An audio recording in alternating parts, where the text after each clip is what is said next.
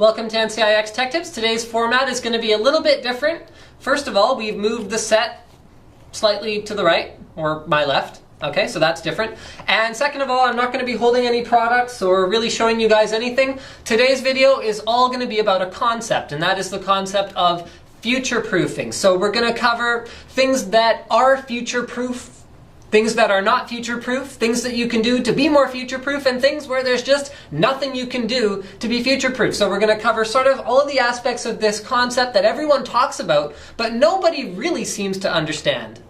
So let's start with things that are not future-proof. The first example of something that is completely not future-proof is cheaping out on some aspect of a new system that you're building with the intention of upgrading it later.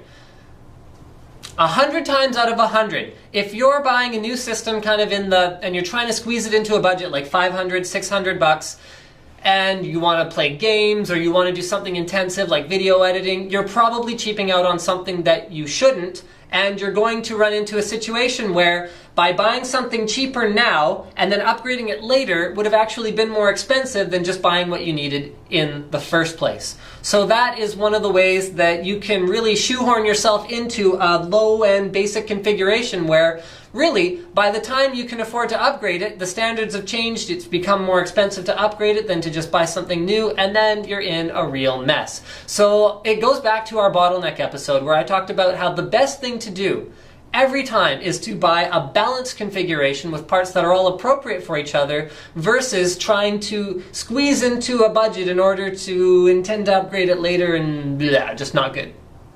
So let's cover the next thing that's not future-proof. Super premium components like video cards, motherboards, gaming type components are not future-proof. Now, yes, they will last longer in the sense that they will perform at that level, which will remain acceptable for longer, but in terms of the actual cost to performance ratio, you're not getting more of a future out of it versus if you just bought two systems, one now and one 2 years down the road that each cost half of what you would have paid for, say, for example, a $5,000 machine. Now, that's not to say that there's no justification for buying an expensive machine. I personally own a very expensive computer, but the justification should be the performance you want now, not future-proofness. So here's a perfect example. 99 times out of 100, nobody buys an SLI ready configuration and then actually adds another graphics card to it. It usually doesn't make sense.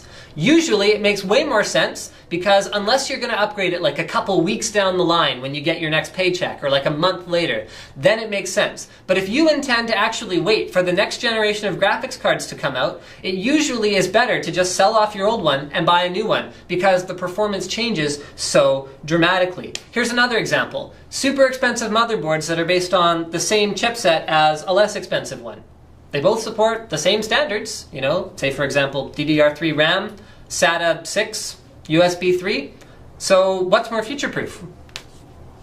Well, it's faster now, you can overclock it more now, but that doesn't really help you in terms of the future. We're talking about a finite life cycle for both of those two things, no matter how you look at it.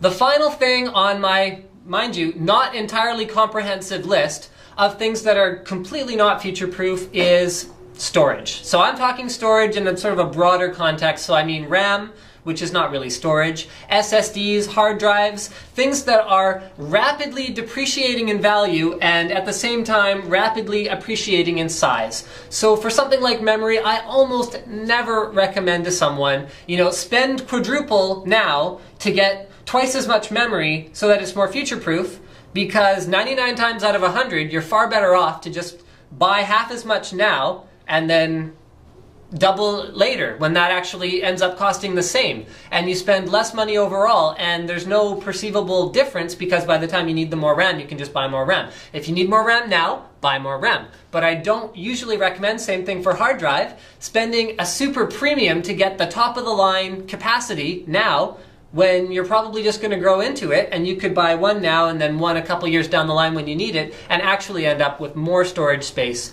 overall. One small exception to that is when we're talking about standards that are about to go EOL, such as DDR2 or IDE hard drives. those, instead of the capacities going up and then they start to get cheaper and cheaper and cheaper, you actually run into a situation where those ones get more and more expensive as they get closer and closer to being completely not available anymore. So if you're investing in an older standard, then I would definitely recommend buying all that you could possibly need now before the price goes up. That's the one exception. Here's another thing I'd consider future-proof. Case, power supply, to a lesser extent, as well as cooling, again, to a lesser extent. A case, personally, I have no problem investing $400 in a case. Why? Because I've actually had at least a dozen separate builds in my Silverstone TJ07. Why not? A case is an art piece. It's depending where it's going to be. I mean, if it's going to be in like your basement in a corner with like Cheeto stains on it, then yeah, don't invest a lot in a case. But if you're going to have it in your living room because that's where your family PC is, well, hey, why not buy a really nice case, get a nice aluminum case? Hey, there's an example. Aluminum. It's never going to go down. Metals keep going up, so it's not like you're going to be able to buy something really nice for cheaper in the future. You might as well get something nice now. Power supply, again, to a lesser extent, because that technology does continue to evolve. We've got better efficiency, we've got more silent power supplies now, but if you overbuy on your power supply, it can last you at least 2 builds. So if you get 1,000 watts when actually you could have gotten by with a 650 watt, well, maybe you can reuse it next time. You've saved yourself money in the long haul. And yet another one is cooling. Lots of manufacturers, and you can find out who does and who doesn't quite easily, will actually update their coolers with future mounting sockets so that even if you upgrade your PC, you can buy a $6 adapter instead of a brand new cooler. For example, my radiator that I use in my home PC, my Black Ice Stealth 240, I actually bought that like 3.5, 4 years ago, and I still use it to this day. Now here's the big key to future-proofing and why nobody can answer the question of how future-proof is my system? How long is it going to last? Nobody can answer that for you because it comes down to your expectations. If you buy a system, you're expecting to run at 2560 by 1600 max HD plus resolution, you buy something with 2 GTX 580 graphics cards, Extreme Edition processor, and you go, how future-proof is this? Well, that answer varies. That system, if you're going to use it for spreadsheets, is very future-proof. It will likely last forever. However, if you're going to use that system in the aforementioned example where you're running it at super high-end games, if you're going to play all the same games forever, it's very future-proof. But if you're expecting to keep upgrading your game library and buy all the latest titles, well, it's not very future-proof because yeah, you're going to be able to play all the latest titles, but you're not going to be able to play them at that resolution with full-on anti-aliasing and all that kind of stuff. So depending on how you expect to use your computer, a system configuration is more or less future-proof. And you have to bear that in mind, that if you get accustomed to a certain standard of gameplay or standard of performance in video editing or video rendering or whatever it is that you're doing, then you're going to have to factor that in to how future-proof your build is.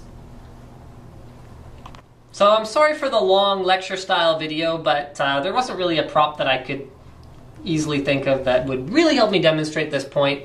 So in conclusion, buy what you need when you need it. Keep your expectations realistic and you won't run into any problems. Anyone who is selling you a computer or a computer component that says, well, yes, I estimate that this video card will remain top of the line for 3 years and will run any future games at this resolution.